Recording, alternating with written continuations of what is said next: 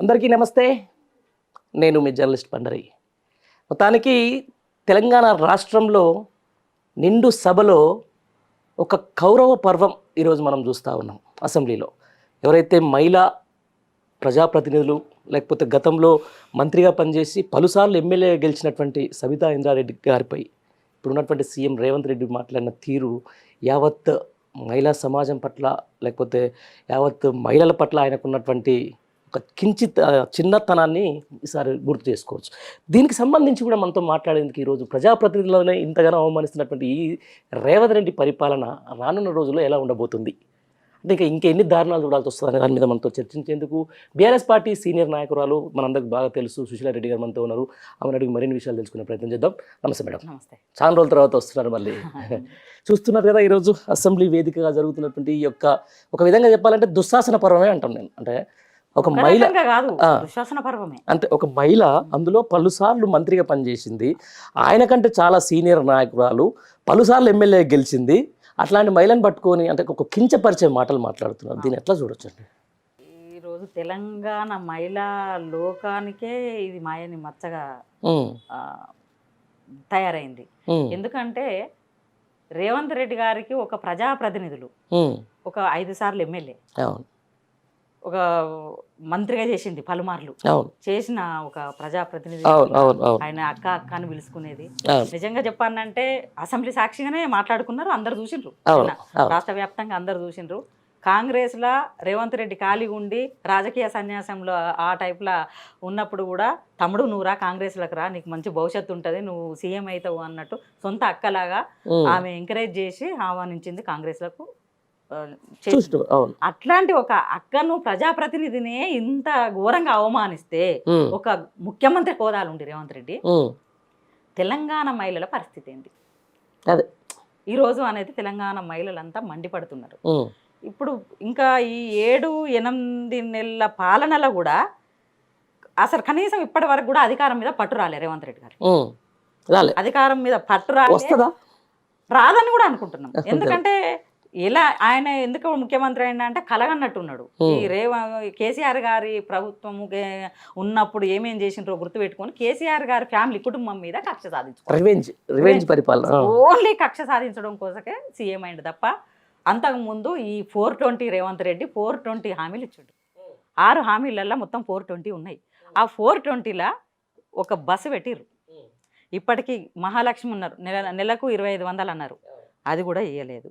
Bus అన్నారు, ఈ auto వల్ల కడుపు కొట్టారు, అది కూడా చక్కగా లేదు. ఆ బస్సులు కూడా చక్కగా లేవు. ఒక అంతకుముందు గంటకు ఒక 10 వచ్చేటి, ఇప్పుడు గంటకు 1 వస్తుంది. అందులో ఓరంగా కొట్టుకునుడు ఒత్తుకునుడు అదంతా మనం చూసినాం, అందరు జనాలు చూస్తుంటా ఉన్న ఒకటి కూడా. ఇప్పుడు రుణమాఫీ అన్నాడు, అదందరికి. ఇప్పుడు మా ఇంట్లో కూడా మా అన్నయ్య ఉన్నాడు, మా అక్కలు ఉన్నారు, మాకు ఎవరికి అవి రాలేదు. ఊర్లో ఒక 20-30% కూడా రాలే, ఇప్పటికి రాలే, మెసేజ్ రాలే. వాస్తవంగా వాళ్ళు ఎంక్వైరీ చేసుకున్నా కూడా ఇది ఎక్కడికంటే అక్కడికి వచ్చి మేము మాట్లాడతాం. ఎందుకంటే ప్రభుత్వ ఉద్యోగాలు ఇచ్చిన అంటుండు కేటీఆర్ గారు, సవాల్ చేసిండు, అసెంబ్లీ సాక్షిగా సవాల్ చేసిండు. ఒక్క ప్రభుత్వ ఉద్యోగం ఇచ్చినట్టు నిరూపించు, నేను రాజీనామా చేస్తా అన్నాడు. మరి ఆ సవాలుకు స్వీకరిస్తాడా? దమ్ము ధైర్యం ఉందా రేవంత్ రెడ్డి? ఏది లేదు. తెల్లారితే టెలిఫోన్ టాపింగ్ అని, ఇదని, ఆ స్కామ్ అని, గొర్రెలదని లీకులు ఇస్తా అంటాడు. ఛానళ్ళకు దానికి తెల్లారులేస్తే లీకులు ఇస్తాడు. ఈ లీకులల్లో జనాలు చూసుకుంటా వాళ్ళు పోవాలి. ఈ అధికారం ఈయన ఈ పైసలు వసూలు చేసుకోవాలి, ఢిల్లీకి మొయ్యాలి, అటు మొయ్యాలి, ఇటు మొయ్యాలి, ఇదంతా కథ వేయాలి. డైరెక్ట్ చెప్పిండు కదా, నేను ఒక 6 నెలలు నోరు కట్టుకుంటే రుణమాఫీ చేస్తాను అంటే నువ్వు ఇంకా 4.5 ఏళ్ళు నోరు కట్టుకో అన్నట్టే కదా, డైరెక్ట్ చెప్పినట్టే కదా.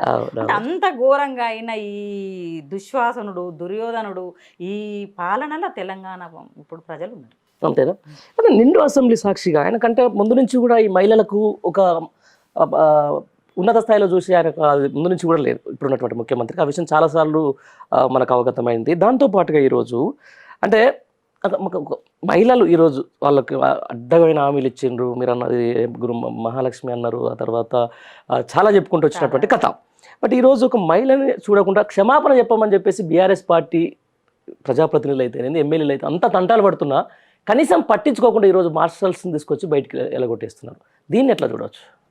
ఒక అసెంబ్లీ సాక్షిగా నిండు సభల ఒక ప్రజాప్రతినిధి సీనియర్ చాలాసార్లు పరమార్లు ఎమ్మెల్యేగా మంత్రిగా చేసిన ఆయన సోదరు లాంటి సవితాంద్ర రెడ్డి గారి కంట నీరు చూసిండు, అవును ఏడ్చింది. అవును ఇది ఒక రకంగా చూడండి, నిన్న అసెంబ్లీ సాక్షిగా రేవంత్ రెడ్డికి నాశనం స్టార్ట్ అయిపోయింది, నిన్నటితోటి స్టార్ట్ అయిపోయింది.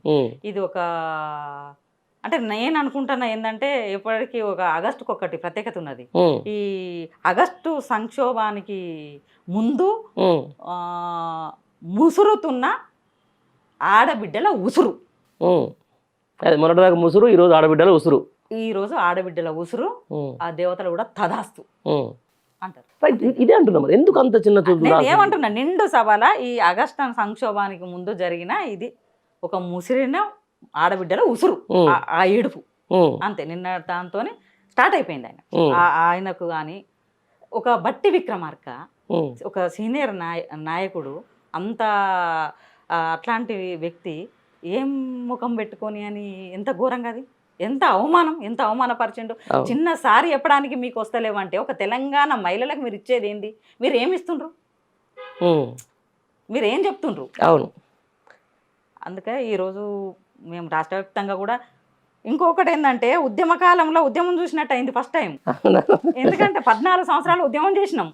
అప్పుడు అరెస్టులు అయినాయి, ఎన్నో దెబ్బలు పడ్డము, అరెస్టులు అయినాయి, కేసులు అయినాయి, నిరంతరం పోరాటం చేసినాం, రాష్ట్రం తెచ్చుకున్నాం, మంచిగా తృప్తిగా ఉన్నాం అనుకుంటే ఈ కర్కోటకుడు ఈ రేవంత్ వచ్చి మళ్ళీ ఇప్పుడు ఈరోజు 5:30కే మళ్ళీ బైండ్ ఓవర్లు చేసిర్రు మమ్మల్ని. పొద్దుగాల చేసిండ్రు. ముందర కిందనే ఉన్నారు, చాలా మందిని తీసుకుపోయినరు, కొంతమంది నాయకులను తీసుకుపోయినరు, కొంతమందిని కిందనే ఉన్నారు.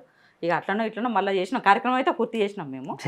చేసినాము. ఇప్పటికైనా సారీ చెప్పకుంటే, క్షమాపణ చెప్పకుంటే మా ఆడబిడ్డల ఉసురు ఖచ్చితంగా తలుగుతుంది, చెప్పి తీరాల్సిందే. లేకపోతే మాత్రం ఆ అసెంబ్లీ, ఈ రోజుకి అసెంబ్లీ అయిపోయినా కూడా ఆయన ఇంటి కూడా ముట్టడి చేస్తాం 1000 మందితో మహిళలు. చెప్పాల్సిందే, తప్పకుండా చెప్పాల్సిందే. చెప్పనంటుడుగా చెప్పకుంటే ఇంటి నుంచి ఇడుచుకొస్తాం. మేము ఉద్యమకారులము, మహిళలను తక్కువ అంచనా వేసిండు, మహిళలకు ఇచ్చిన హామీలను కూడా తక్కువ అంచనా వేసిండు. మహిళలకు ఇచ్చిన హామీలతో సహా ఈ రోజు మహిళా ఎమ్మెల్యేలకు సవితా ఇంద్రారెడ్డి క్షమాపణ చెప్పేదాకా రేవంత్ను వదిలిపెట్టే సమస్య లేదు.